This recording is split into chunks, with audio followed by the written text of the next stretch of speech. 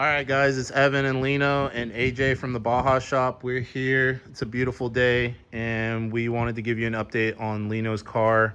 Last weekend, I was at the Baja Bug event, and while we were there, Lino had dropped off his card with AJ, and we're just gonna go through it. So, first of all, AJ, thanks for building a badass car that saved Lino's life, and just a true testament to your chassis.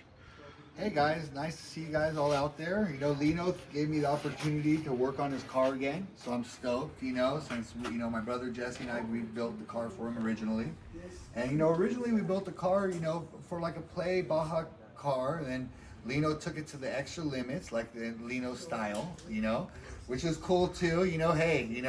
I would have too, right? They been pushing, right. And he's been pushing this car probably to its maximum what it could do, and it's been doing it, and after I heard that he wrecked it and we saw the videos and the one kid was showing where all the landing points, I'm like, oh my god, I wonder what the car looks like after. But when they dropped it off, it really wasn't that bad. We had a bent pivot, the spring plate on the other side I guess was broken, he had to replace a few little things. But as far as like the beam being bent in half or the torsion housing being broken in half, none of that. The car held up pretty well, Solid build. so we're stoked, and then we did, now that we don't have the front firewall, we don't have the rear package tray, we went ahead and added a bunch of tubes to reinforce it even more, because Lino's taking it to the limit, so we better keep up with what Lino's doing, so that's what we're doing. We replaced the pivot, so now we got the rear tires straight, and then Lino brought me this body. I know you guys are all sad because it's not the beige Lindy body, you know what I mean? So, but it's nice. Hildy's coming back. Yeah. Right? Hildy, sorry, Yeah. Hildy. A Hildy body, but this body's nice, and Lino says he's gonna paint it back like the original colors, even against our best recommendations. He's gonna keep it original, so you guys all remember Hildy as she was. Yeah. This body was a Super Beetle body, but it was like the cross years between Super Beetle and the earlier model bugs, so it was a little challenge cutting it because they do a lot more upholstery on the later model ones, so we had to cut a lot of the clips and get a lot of the interior out of there before we cut it. And seeing how the car I didn't have the body of a car that went onto this car before, so we kind of cut it a little bit less than what we should have. Had to physically put the body on the car, then slowly lift it up and down to notch it to where it finally fit properly. We got that done. We cleaned up the body, then we mounted it on here. And now we're getting ready to do the final step where Jesse's going to step in, because Jesse's really good. And he's going to come in and do Lino some nice custom aluminum firewalls on the front and on the rear. We're going to make him something nice. And now his car will be more serviceable. Now he can take the body off to get the things easier. It's going to be more easier to work on. It's going to be all around better. So, from we could say there's a tragedy, but now we turned it into a better car. Lino's in a better place now. He found out some things that he needed to figure out, and now he got that dialed in. So in the end, it worked out. He's safe. He didn't get hurt, so the car did the job what it was supposed to do. And now we're on the road to recovery. So we're rebuilding the thing. We're almost there. Some aluminum panels. Lino can take it home, do some paint and polish, and he got himself a brand new Baja Bug again, and he can go run all the jumps, go to all the events, which is really cool. Lino's done a lot for, building up this Baja Bug culture. He's there at all the events, getting more and more, and I keep seeing more and more guys showing up to all these events, which is great. It's to support what we do, because this is a real niche thing that we do, these off-road things that we do, and to get more and more people involved, that's what we all need to aim for, and everyone needs to be together and everyone needs to be on the same page. So the more people, the more cooler. Cars, let's right? use them. That's what we built them for, to use them. So let's Right. go out and use them. Yeah, I was gonna say, your shop. We're looking around. There's a Baja there. There's a Baja there.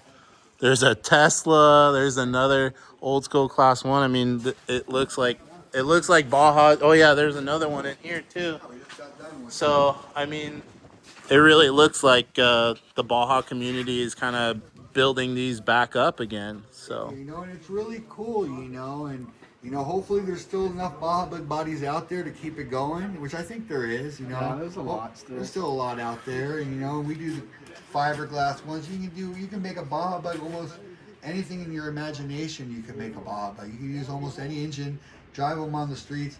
It's an all around fun car, and the Volkswagen, this look, this is a timeless, it's this Baja 20 years from now is still going to be a badass Baja Bug, it's a timeless piece, Yeah. and that's what's really cool. And then you get to use it, so it's functional art too, it's an art form that functions, the kids get to go jump them, roost them, go down the trails, so it's really cool. I'm really happy that the car worked good, and I'm really happy that Lino brought it back for us to fix her up and give her a new lease on life, yeah, so let's go over some of the. I saw a couple tubes were added, and then maybe we can go over some of the sheet metal that we kind of want to do, and I think that's everything else was pretty much dialed in, right? Dialed in. We checked the shock towers, we checked the beam for crackage. We threw these front tubes in there because before we couldn't put these tubes in properly due to the firewall was impeding us. For the body, right? Yeah. The old body. So now we were able to put that tube in there cleanly like a buggy. So a little bit more support for the front of the car, right? Yeah, just to try to keep it rigid, because with the wide beam like this, the car flexes so much that usually you'll get cracking at the beam. You'll get cracking also at the cross tube on the roof. Sometimes I've seen those roof tubes break right out of the car due to flexing from a wide beam. Yeah. That's in the wild. old days, like on the Class 12s and the old race cars, they would build the whole car, then they would remove that tube and heat treat it. Really? Yeah, they used to do that. And then they would install that tube back in there again and weld it, because that tube would take all the force of the whole front end of the car. Because you got to imagine, this whole beam is rocking. Yeah. It's rocking. So where's the flexing goes? It goes up to that root point, So and he this- has a lot of gussets already, as you can see. And then we added the tube across. We're gonna add some more floor tubes next week. We're gonna put a diagonal in here for him. That way it makes it a little more rigid. We added, I call these another tube to go to the torsion housing. Now that we don't have before, you gotta imagine we had the stock package tray in here. So all this was tight fitting. Now that we cut it out, I can put these tubes in there. I added a tube in the back. So we put some more tubes. So this tube was new, and that tube over there going up and down, and that just adds a little bit more support to the torsion housing. Yeah, anything you can throw at that torsion housing is good, on the pivot, we replaced it, but as you can see, it's reinforced in here. It's not like one of the Harlequin cars where we really do an X and all out, you know what I mean? But this is more than plenty. Now with this tube, his gusseting there, if he rips the car apart there, now he's probably doing something he shouldn't have. So, Well, Let's not push it that far yet. Lino gonna Lino. Lino's gonna Lino, that's for sure. Yeah. So now I think it's a lot more stronger. So definitely at least 10% stronger than it ever was with those tubes. And we checked all the cracks. Now, basically we're gonna do the aluminum paneling, because now we don't have no more sheet metal firewall. So Right. Jesse's gonna come in here and he's gonna do probably a 3-piece panel on the top and a 3-piece panel on this back part here, just because of all the different dimensions, because the chassis was never designed to have an aluminum firewall. So now we're gonna have to kind of work around the aluminum, how it was made originally, to make it into something more modern and update the vehicle. So sometimes when he's updating vehicles, you'll run into things like that. But Jesse took a good look at it and he thinks he can pull it off. The front firewall is going to be a little bit more of a challenge Right. due to the compound angle. Oh, yeah.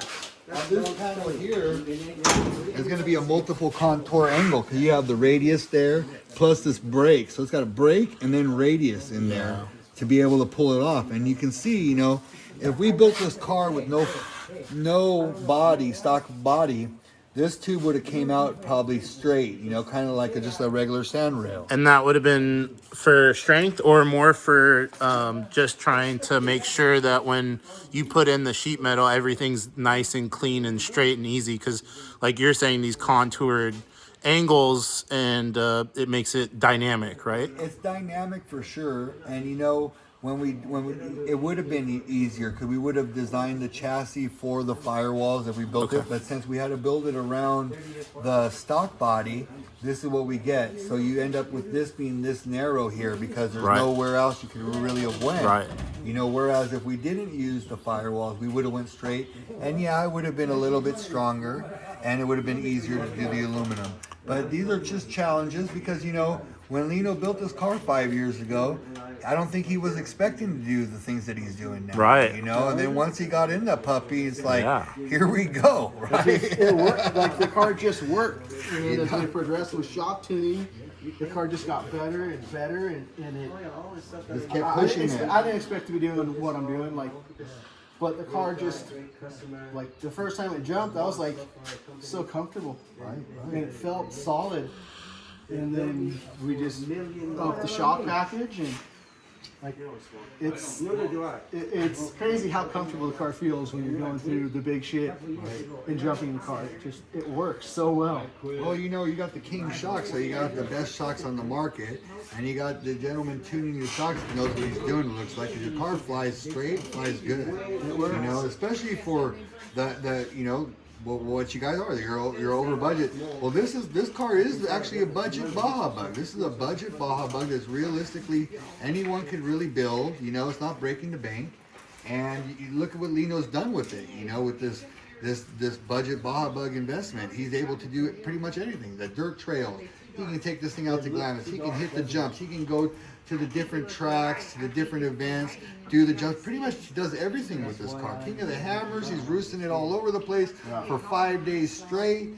This car's done a lot, and like I said earlier, it's really nice that he gave me the opportunity to give it a new lease on life. So, here we are. Once we get the aluminum panels done, I'm sure these guys are going to give you an update, and you guys can check that out. Jess is going to do it really nice. And then after that, basically, it's just some TLC by Lino and the boys. Yeah. They're going to tune the shocks up more. They're going to do some paint and body. And then, here soon, you'll be seeing Hildy out there at all the events again, guys. So, stay tuned, everybody. And I'm sure Lino's going to give it his all again and push this thing to the limit, and I feel a little restricted for a little bit. a little bit. Yeah. So back on the tin work, if for all the new guys that are out there and looking at these types of builds and they're wanting to build a car in the future, would you recommend just going straight to like a slip-on body like how Lino's car is? That's kind of like where it progressed to. Do you think that's something worthwhile where you should point someone towards that direction? Like, okay, if you want a tube chassis, that's fine. Like, let's get a slip-on body, or do you think it's something where it's more like how Lino first built his car? Like, well, we'll just get a body and then kind of build the chassis around that. I got actually a good answer for this, and you guys are here on a good day. I'll explain that to you, pretty much. When I do, it's just cost, really.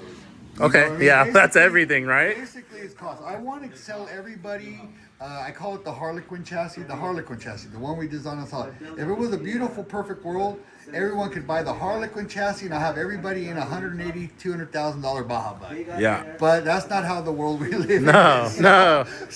But I would like that. Everyone gets a Harlequin chassis, right? Yeah. Right? Yeah, exactly. Throw them all out.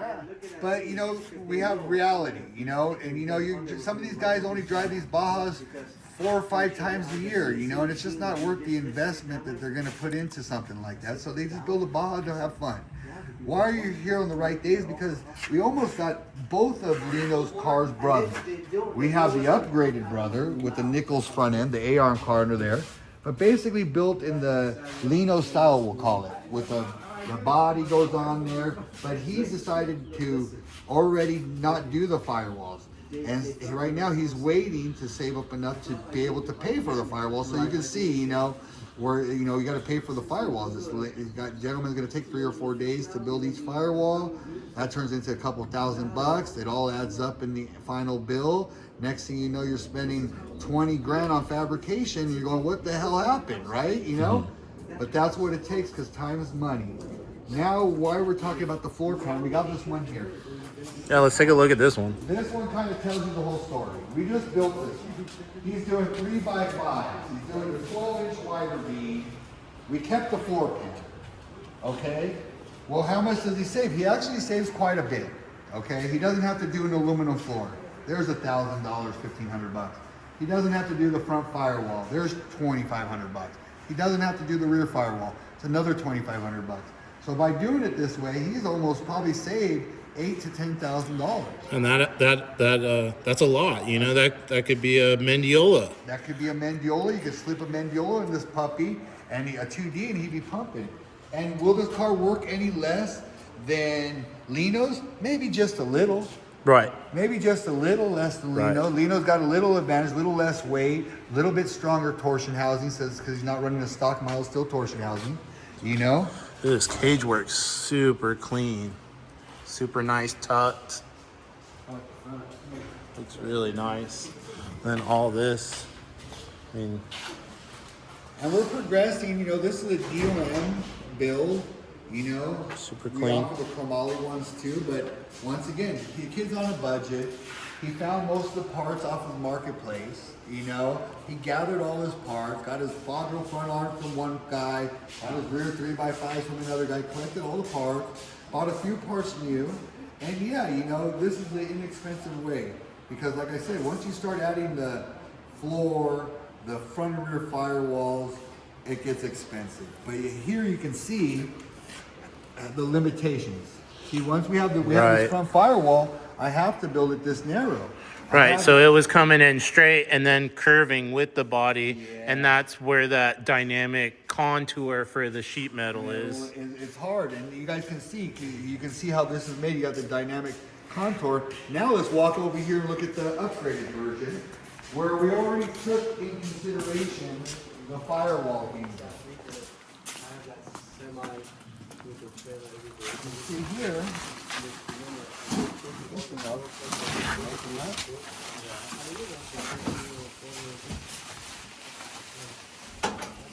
This one here is really nice customer, and we built it really. And you can see the A-arms. It's just all straight tubes. Really simple paneling. Wow. Boom, boom, boom, boom, boom. All flat, straight panels, no real contours. Pretty easy. The back firewall the same way. Boom. 3 flat plates and a piece on top. Super clean. And that's what he's getting. He Very has the nice. Nichols front suspension kit, which is it's a really nice kit, you know, for the budget, you know. And once again, you know, this isn't no Harlequin. It's a budget Baja bug. You know, Nichols kit, pretty reasonably priced. Works good. We did the 3x5s in the rear from Laser Innovations. You know, those guys are really good people. Make a nice arm. Tubed out. This is gonna be a rad car when it's done. Super cool. And it's just really simple, you know. So it looks like if you want a Baja bug built, you're the guy to do it. I built a bunch of them, you know. So, Got all kinds of different options, so that's cool. well, we try to, you know, just tailor it to the person's budget, because that's really what's going to determine what kind of Baja you're going to have. Right. How much you're willing to spend. You know, you can spend. We can build you a Baja bug for 10 grand, and you can build a Baja bug for 250 grand. It just depends on where you want to go with it. Sky's the limit. Exactly. You know, I can basically build you a twin turbo, long travel, class 1 buggy and put a Baja bug body on top of it, and there's your Baja bug. Sounds like a riot to me. But Well- no, we build a bunch of different ones. Just depends on what people want to build, you know. So we just tailor it for their budget and what they want to their end goal is. You know, that's basically what it is. You know, and some people, Affordability. right? And then some people just take time. It's if it takes you another 6 months to build it because you want to have what you want, let it take another 6 months. Take your time, man. You rather have when you're finished what you wanted versus compromising for something, you know what I mean? And just wait that extra month. Wait that extra 6 months. Wait that extra year if you're gonna get what you really want. You know what I mean? Because you know that's really what you don't want to get a car and then it's not everything that you wanted. You want it to be what you want. You know, so if it takes time to save up some money, takes more time to do planning, asking questions, more labor, so be it. Just, you know, build what you want, because later you'll regret it. You know, that's the best knowledge I can tell you. You know, later you might regret it. You know, so you have to have a good idea, Do it right the first time. right? Yeah. What you're gonna do. What you your know? idea of it right is, I guess. But like you said, sometimes you don't know until you did it. Because like you never did it. Yeah. And then you got in it and you go, fuck, this thing works really well. Yeah. This thing works. I'm going to push it a little farther. I'm going to push it a little farther. I'm going to go here. Man, it does all these things. And then you're thinking, oh man, you know, maybe I should have built it with all that big stuff, you know. But then once again, budget's a concern. So Right. it's just, we all live in reality. Not everyone's going to throw 200 grand at their Baja. They drive 4 times a year. So, you know, Right. but, you know, to be honest, I've had more fun in a budget Baja bug than I've had in any big truck or my trophy truck or any other car. I had more fun with 3x3s and a 6-inch wider beam, and I took it everywhere with my bros, and we went up and down the hills. We went through the dunes. I had more of a blast and better memories from that than I ever had with any expensive thing. So realistically, like I always tell the kids, anything with a motor in the desert is fine. Yeah, like, that's all we're trying to do is have a lot of fun with some Volkswagen. So let's we'll come back a couple weeks when the car's pretty much ready and wrapped, and we'll do another part on all the finished work, all the tin work, because I'm really excited to see all the tin work, and we'll go from there. So thanks again for everything. It's been awesome. Thank you.